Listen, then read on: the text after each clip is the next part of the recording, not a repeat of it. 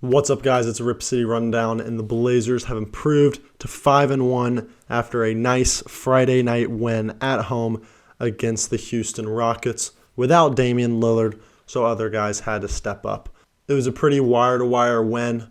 Never really felt like the Rockets were going to win it. They stayed in the game for a majority of it until the very end, just hovering around that 12 to 8 point deficit the whole time. But in the end, it was a pretty comfortable win for the Blazers. In my opinion, player of the game is Yusuf Nurkic. I could have gone Simons. I'm going to go Nurkic because he finally really showed just how big he is and how dominant he can be when he wants to be. He saw Sengun on the other side of the court and was like, I'm the biggest guy on this court. I'm going to go get mine. And he ended up having 27 points and 15 rebounds on 12 of 17 shooting, throw in 3 blocks as well, and 1 3. Nurkic even knocked down a 3. But it's like I said, Nurkic finally showed how dominant he can be. He's had his good games in the past this season. He had a great game against Phoenix. He had a pretty solid game against, I believe, the Nuggets. He played pretty well. He played a good game holding Jokic to 9 points. But tonight was definitely his best all-around game. When he got the ball, he looked strong finishing. He dunked a couple times. We don't see that from Nurkic a lot, but he proved how dominant he really can be.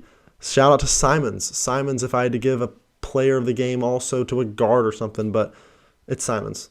Nurkic is player of the game A, Simons is B, because Simons, 30 points, 10 of 12 shooting, 7 of 15 from 3. At one point, he had only taken 1-2 the whole game, finally started driving to the lane a bit in the fourth, but 30 points, 7 assists, 5 rebounds, and I believe at least 6 of those threes, maybe 5, came in that second quarter.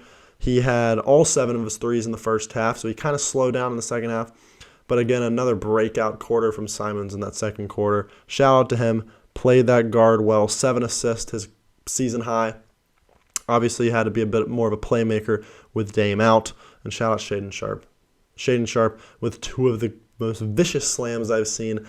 Moda Center was about to explode when he put in that alley-oop from Keon Johnson. Insane bunnies from Shaedon Sharpe. He ended with 14 points, 7 of 12 from the field. Didn't really drive much, or when I say drive, didn't really get to the free throw line much. He didn't take a free throw all night, didn't hit a 3, but 7 of 12. He brought his energy. I think he probably dunked the ball 4 times tonight, and those slams in the second quarter were absolutely vicious. Jeremy Grant, another steady performance, 5 of 11 from the field, 15 points, 5 rebounds, 4 assists, 2 steals, hit 2 threes, and then Josh Hart rounding out the starting lineup, 9 points, 8 rebounds, 4 assists, another very solid performance from Josh Hart. Obviously, no Dame tonight.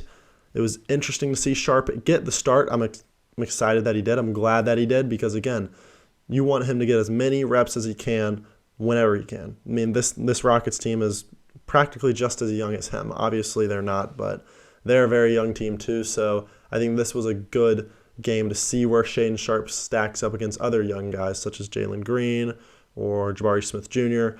and players such as that. And I think he held his own. He played very well tonight. And then off the bench, we saw a nice Keon Johnson game. He doesn't obviously get in the rotation a lot, but he did tonight, made the most of it, 8 points on the night. Eubanks had a great first quarter, 8 points in the first quarter. The bigs really were the best players tonight. He had 10 points on 4 of 4 shooting, and he brought his energy throughout the game. We moved to 5-1. 5-1 in the first 6 games. You couldn't have asked for a better start from the Blazers, especially given the fact that we've talked about this is a pretty tough schedule to start. Obviously, now that the Lakers are 0-5, you wouldn't think so, but the Kings are always a tough team to go against on opening night, and then you've obviously got teams like the Suns, the Heat, and the Nuggets, who are clearly going to be big-time contenders this year, and then the Lakers, obviously, are a train wreck right now, but the Rockets was probably the easiest game coming into the year, so good to see Dame get some rest, good to see us still come out with the win. 125 points, that is nothing to really snooze at. I don't know what word I was trying to come, but nothing to snooze at. We still played, I think, good defense tonight. 111. We kind of let our foot off the gas in the second quarter. They scored 35 in the second quarter, but the first quarter only gave up 23.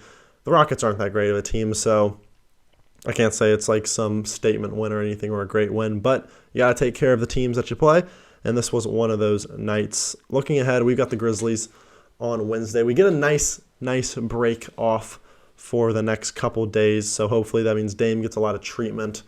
That means guys just get a little rest. It's not like we're going on a road trip for starting the Grizzlies game, but that road trip does start on Friday, so we'll get to spend a lot of time at home, a lot of time in Portland. I think that's good for the guys. I wouldn't be surprised if Chauncey gives them a day off tomorrow or maybe Sunday, but this Grizzlies game is going to be a big one.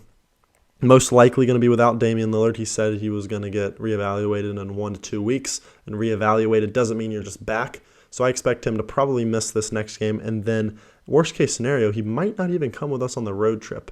That's something we can talk about in the future, though, but he'll probably miss, or 90% sure he'll miss this next game against the Grizzlies. So this will be the team we'll be going up against. The Grizzlies are obviously one of the top teams in the West right now. We're going to have to contain Ja really well, but I mean, this team beat the Grizzlies last year, and this team was nowhere near where they are now, even without Damian Lillard. So I like our chances. It would be huge national televised game to get us to 6-1 before a grueling 6-game road trip over, I believe, 8 or 9 days. So that's going to be brutal.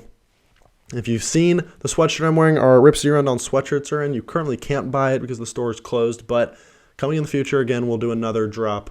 We're sending out all the merchandise that was ordered for the previous drop. We are sending that out tomorrow, so you should expect it late next week, if not early the week after that. But the sweatshirts look good. We've obviously got the red, black, bad shot shirt, and so much more.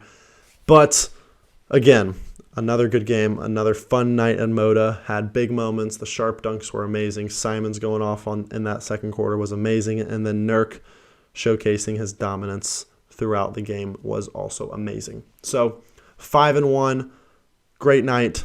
We look forward to the Wednesday game against the Grizzlies.